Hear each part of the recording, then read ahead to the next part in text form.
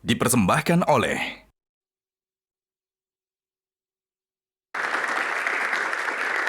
box pertama seru, kita bikin lebih seru lagi dengan pilihan box kedua. Nomor berapa Bang Densu? Iya, ini sebenarnya angka kalau dia kembar 3 itu angka setan katanya ya, angka iblis ya. Tapi kalau cuma satu di angka yang bagus ya saya pilih angka 6 ya. Oke, panjang sekali mau menyebut angka itu harus ada dramanya. Oh, memang kontroversial. Oke, kita buka podcast.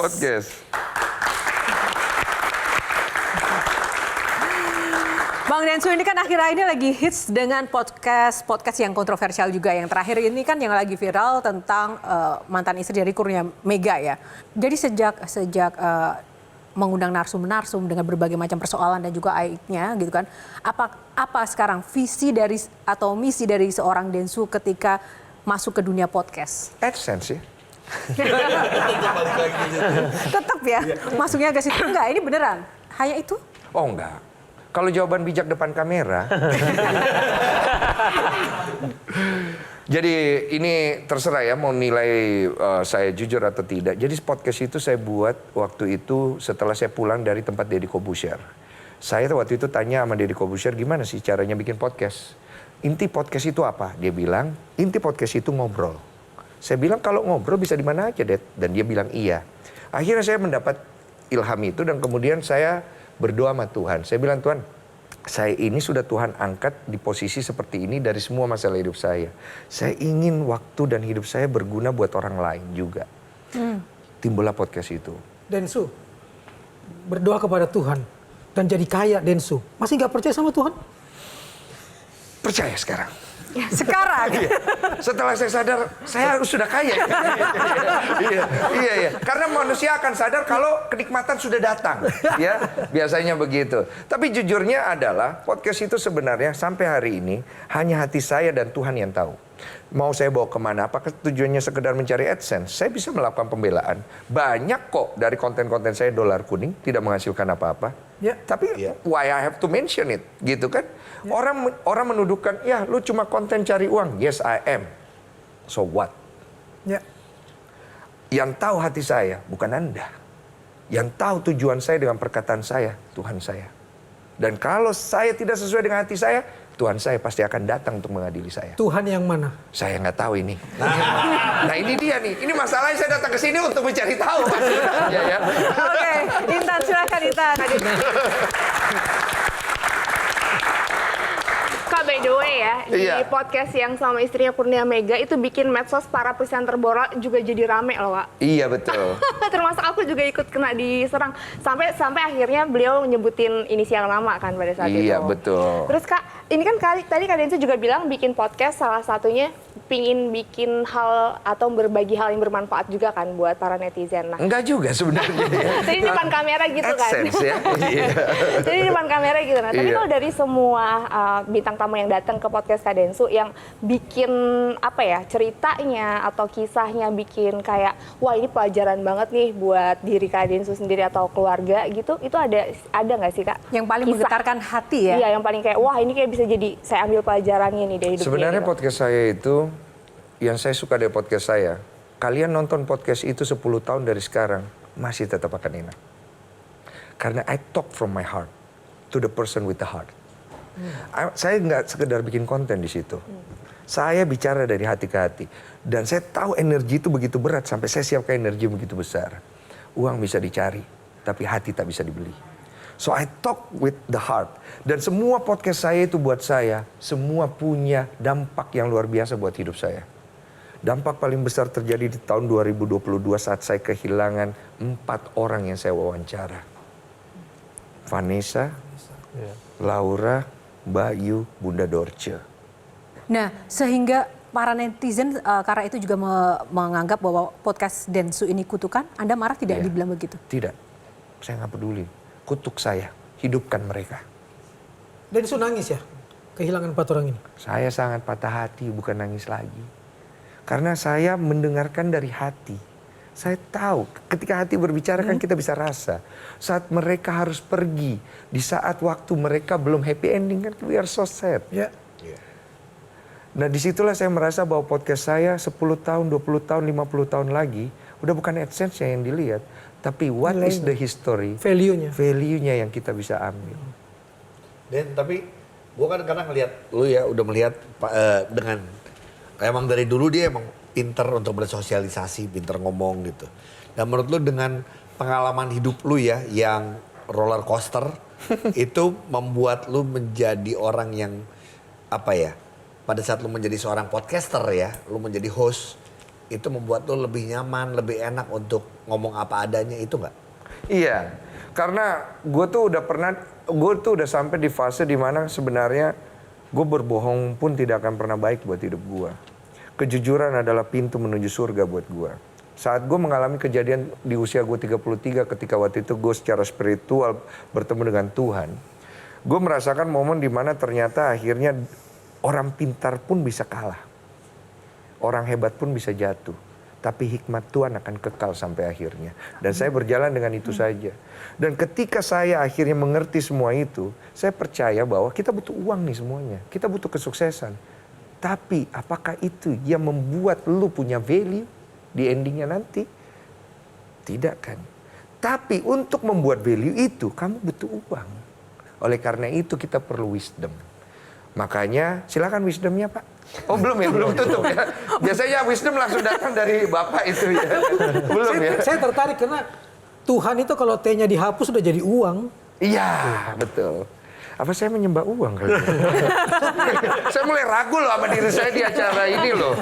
Iya, ya gampang goyah saya, gampang goyah ya. Iya, gampang goyah. Jadi ya. dirimu sebenarnya bukan gak beragama, dirimu spiritualis sebenarnya. Saya kurang tahu. Cuman itu. belum menentukan agama apa yang mau disematkan kan? Sudah. Saya sudah tentukan. Okay. Agama yang saya sematkan itu adalah Kristen lewat pembaptisan. Okay. Kenapa saya pilih Kristen lewat pembaptisan? Karena saat itu saya mengikut Yesus Kristus. Ya. Saat Hingga ini? kini. Masih sampai sekarang ya. Karena kan banyak statement yang mengundang. Kalau Dr. Haikal melihat Densu dengan segala macam perkembangan hingga menjadi sosok yang seperti ini, menurut Anda seperti apa? Oke, kalau dari segi kesehatan ya, wajar ya di usia segini itu udah mulai wisdom. Karena dulu ketika masih muda, kenapa kok sombong ya? Karena hormonnya lagi naik tuh. Ya, usia 30 laki-laki itu ada di puncak masa-masanya tuh. Pantes jam 3 subuh saya suka mampir ke tempat orang. Bener. Makanya, Benar sekali. Ketika bertambah usia, kemudian dengan segala hal masalah yang dihadapi, itu akan terjadi perubahan. Termasuk hormonnya yang tadi yang optimal di usia muda itu menurun. Sehingga membuat laki-laki menjadi lebih bijak, tanda kutip, sebetulnya itu dia udah mulai malas untuk berkompetisi. Tapi yakin Densu sudah malas berkompetisi? Maksudnya gini, berkompetisi dalam hal kalau pas muda kan, wah gua mesti bisa nih, gua basket nih, gua harus menang, gua harus bisa bikin skor banyak. Nah, tapi ketika hormon ini menurun, jiwa kompetisi ini akan berkurang. Sehingga membuat laki-laki kok lebih bijak ya ketika tambah usia ya. Padahal mungkin itu juga dipengaruhi oleh hormon yang menurun tadi. Gitu. Tapi benar nggak? Karena kalau saya melihat atlet itu memang kompetitif itu sudah menjadi bagian dari jiwanya. Nah kalau Densu sendiri walaupun sekarang sudah tambah bijak, tapi ada nggak sesuatu yang kadang tuh menjadi trigger untuk wah nggak bisa nih, memancing untuk make a move gitu? Iya. Itu pengalaman Yohana. Oh, Itu pengalaman Yohana. Oh, itu pengalaman. Ya, dia lagi bertanya kepada saya. Karena Yohana juga kan maksudnya kenal dengan beberapa atlet. Iya. Itu kan itu Kang Maman ya. Itu perlu ditanyakan Kan lah. bahwa gini, enggak deh kayaknya kompetisinya tetap ada deh. Kalau Densu gimana? Tapi saya setuju dengan pendapat ini dokter. kok jadi aku ya? Iya. Karena kita semua terlibat masalah sekarang. Ya kan? Jadi saya setuju banget, memang benar kalau secara hormon itu ketika kita mungkin menua itu kan hormon kita menurun. Dan saya juga merasakan bahwa keinginan saya berkompetisi itu menurun. Menurut saya laki-laki itu ketika mengalami fase seperti itu dia hanya akan menjadi dua pribadi. Dia menjadi bijak atau bejat. Iya kan, iya. Biasanya begitu pada prakteknya. Beda tipis. Dan saya merasa memang ada kondisi-kondisi di mana saya sudah tidak melihat menang kalah itu menjadi sebuah prioritas. Tapi benar juga ada beberapa hal di mana saya harus menang. Saya masih terus mengejar waktu saya, berkompetisi dengan waktu saya. Saya nggak tahu kapan Tuhan jemput saya. Saya berkompetisi untuk menuliskan riwayat saya di dunia ini untuk bersaksi di hari kematian saya kepada Allah Bapa saya selesai. Itu Saya yang pulang. Densu bilang, saya banyak dosa, kalaupun saya sekarang berbuat baik supaya dosa saya hapus. Harapan saya.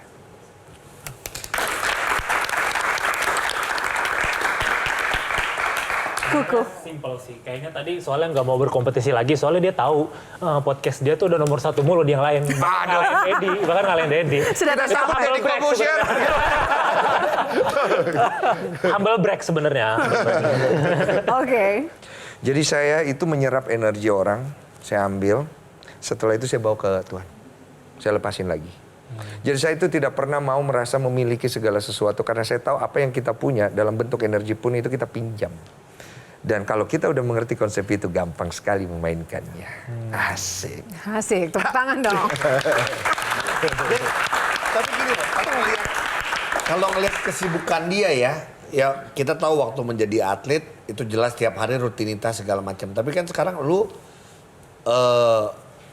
dengan konten-kontennya, podcastnya, basketnya, terus juga lu masih main film juga, lu harus ke luar negeri dan segala macam. Sekarang promo.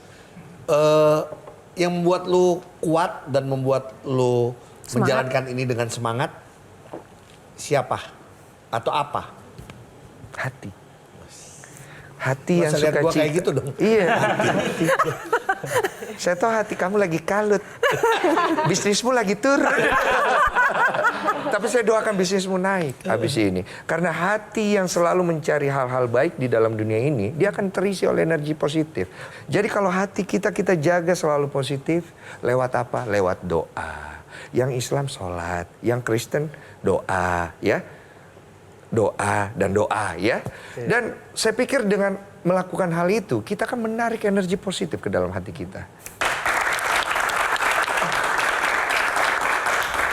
Duit apa-apa semua dari saya tuh, saya tidak pernah lihat akan duit ini dari promotor, dari manajer sampai sekarang ini tidak pernah dapat apa-apa.